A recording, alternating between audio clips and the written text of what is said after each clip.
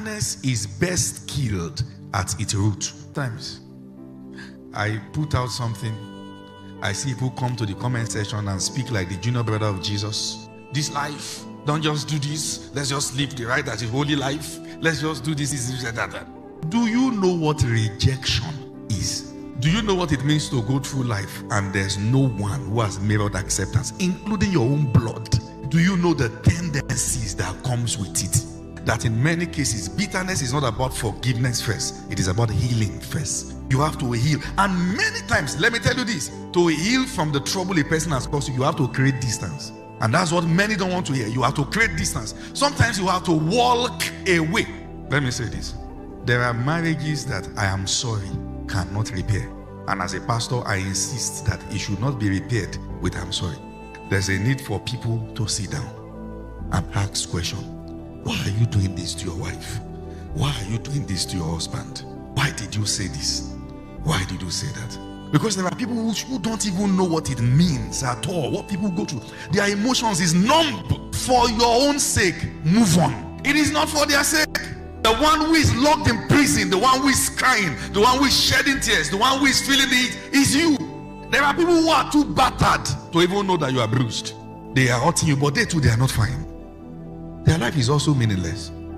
Don't allow any root of bitterness spring up in you. I want to give very simple but practical ways to handle bitterness. Number one, separate yourself from the cause. Write it in capital letter. Separate yourself from the cause. There are families that you have to, as a child, travel far from. In fact, you cannot even have a good marriage if you marry from that home to your own spouse's house. You cannot have a good marriage. So there are places that you have to first go far. Are you with me? And be treated. If you put somebody in a cage where there are snakes and the snakes strike, you can't treat the person in the midst of the snakes. You take the person out and remove the venom. Love is a commandment. The distance was not specified. There are times that you have to love from afar. I love you, but proximity will injure both of us.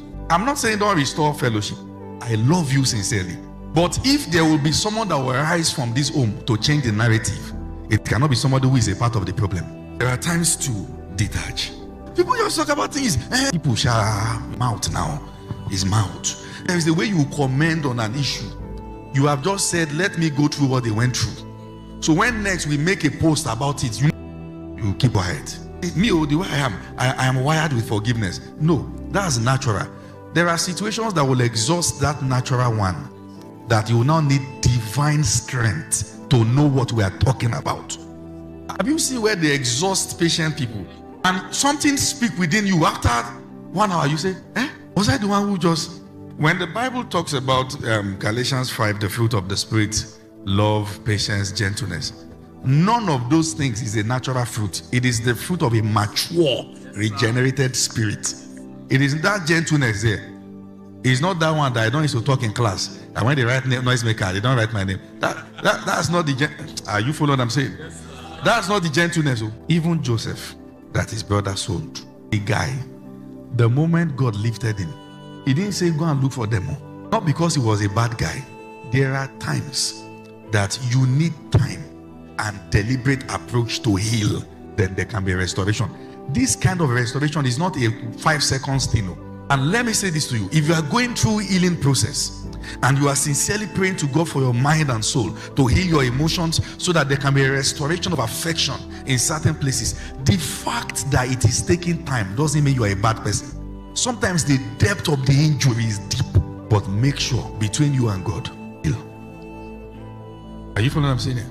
You can imagine let's say for instance, a father ate his daughter, ate her so bad. Now the girl is married and the hatred won't cease stop, or the boy now. And you are finding a way to still bring that same toxic mentality and inject into this home and scatter it. No.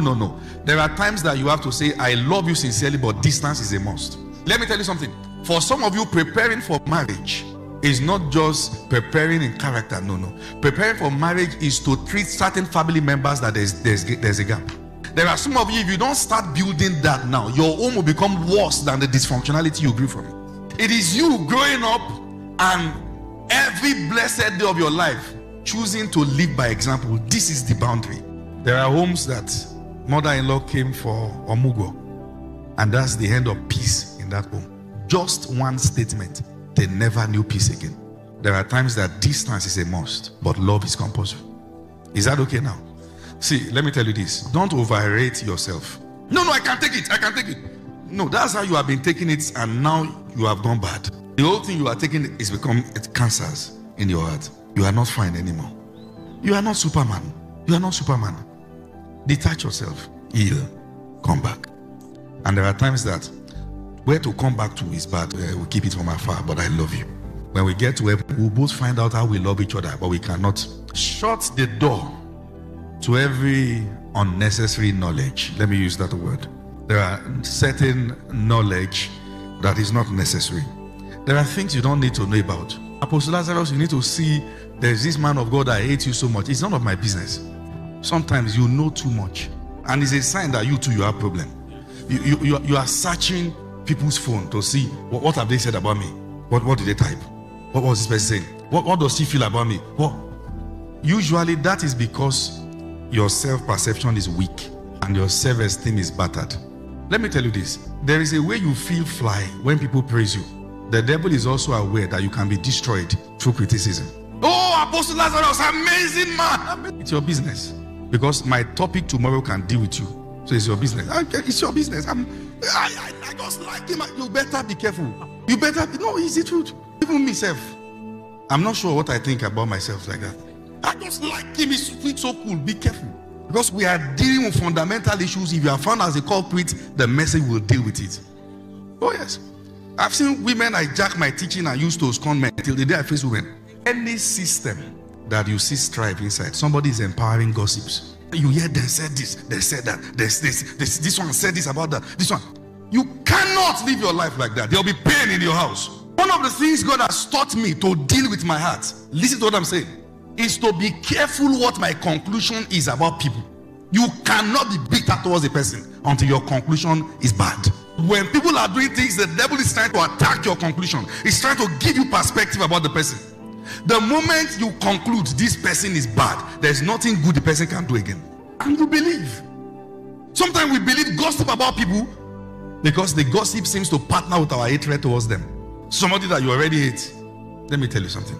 If you are going to live a life as one who carries God's glory, you must guard your heart. The Bible said, not with a part of diligence, with all diligence. It is important what enters. It is important what can form perspective. It is important what can color your view. It is important how you see people. It is important. There are times I wake up in the night and I keep telling myself, this person is a good person. I don't care. This person is good. This person is good. I will walk with this person. This person is nice. This person is kind. Because listen to what I'm saying. The root, the seed of thought is words. I need to speak to myself to hear it, for my mind to know that I refuse to partner with the devil in believing that this person is bad. Before you know it, every good people that can change your life has been walked out of your life. It is a pattern. It is a pattern where you see small things. Once I go see small things, I'm done with you. See small things, I'm done with this person. Small things, I'm done. Before you know it, there's no one in your life that God can use to help you. Be careful. Just cut off. There's something called emotional intelligence that you have to learn to build coping mechanism with people. Are you following what I'm saying there? What did I call it? Coping mechanism. That I choose to see this person as good. If not, the little party you have will be over in no time. And you wonder, why can't we greet each other again? Sometimes the problem is not even the issue.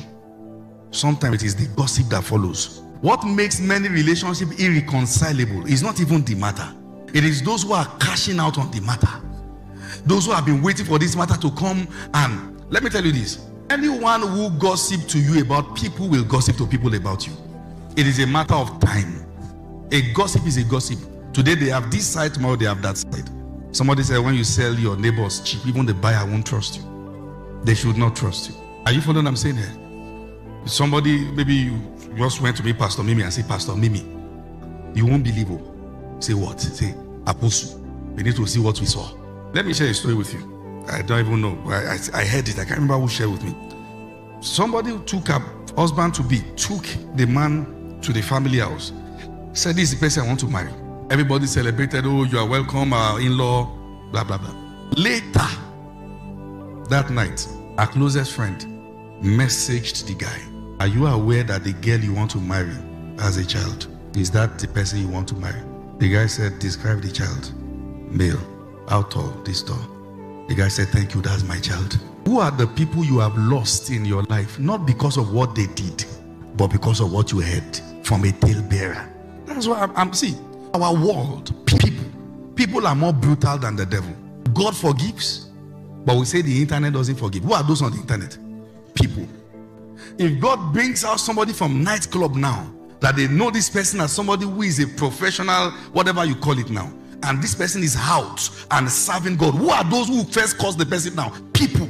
The same people who need forgiveness will not give it. God brought somebody. Let me ask you a question. Let me check your weight. If somebody comes out now as a pastor and say to you, I used to be a gay, but now I've repented, can you disciple the person and say, the kind of people I've discipled, the worst case I've dealt with somebody who is dealing with immorality, but this one now, you see that now, while you need the forgiveness of God, there are people you have also concluded that are irredeemable. It is the nature of our world. And we bear tales about, there are people who right now are almost miserable, not because of what they did, but for rumors people are spreading about. Do you know that guy? Do you know that guy? He's such a very stupid guy. You need to hear him once to know how notorious he is. He's one of the worst human beings I've met. Check what happens to your heart when you hear people say things about other people. Check your conclusions. If your conclusions believe that those people are so, without hearing their parts, number one, that is one of the acid tests of foolishness. It is one of the what? Acid test of what? There are people who want to a girl, they like the girl until their friend comes to say, that girl, we have slept with the girl. Then the same friend likes the girl and go and marry the girl. Be careful of talebearers.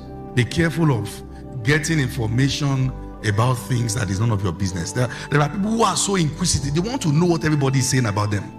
What are they thinking about me? What did she say? The moment they say somebody has something to say about there are organizations that have been destroyed with talebearers. They employed one employee who now have rumors about everyone just so that the person can take their position. Let me tell you this. Nobody can successfully gossip in your organization until they have seen that you have low self-esteem. Every gossip cash out on your low self-esteem, because for you to believe what they are saying, the gossip will have to first massage your own ego. I have seen that you are a good master. I've never sat under a boss that is as kind as you. He adjusts his suit and say, if not for yesterday night, you need to hear what I saw Nick saying, what they said you are. I was wondering, is this my boss? This is the man I've served with. I know him to be a good man. Right now the man is thinking of how to write resignation letter and tell the girl to resign for something that he has not seen the sign in her life. Are there no homes that have been destroyed because of what you now believe an outsider over your own spouse? Somebody said, we saw your wife this, that. Say, my God, I know she's a very useless woman. And when people see that you don't really love your spouse, they will destroy your meat. You, both of you, the more. They will come in, they will ravage the both of you and mess you up. There are people who need to divide your home to spoil it. The weary of talebearers. When you take away wood, the fire goes out. If you remove gossips in any environment, the strife will cease. Be careful. Number 3 now, forgive. This is a very sensitive word, to forgive. Everybody lift up your right hand and say, I forgive today. That you forgive doesn't mean you are weak. It means you understand something the offender doesn't understand. Listen to what I'm saying. That you forgive doesn't mean the offender has changed. That you forgive doesn't mean the offender has repented. That you forgive doesn't mean that the offender will not repeat it. I see stories like, how do I forgive a man who keep hurting me? Let me tell you something.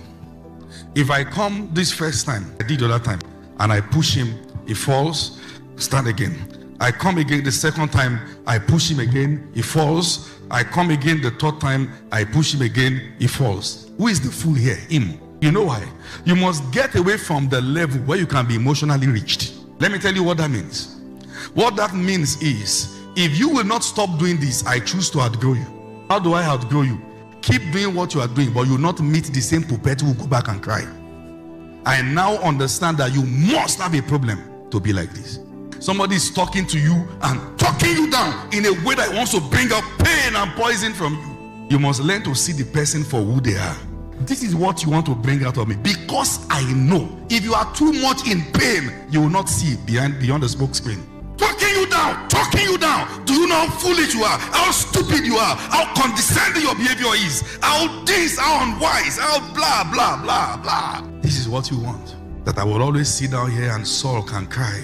You want to have a man or a woman who is deranged and broken. Since you have refused to change, I'll get out of that zone where you can do that. Come back and talk again, but it's not the same old me you will meet. You are still saying the same word.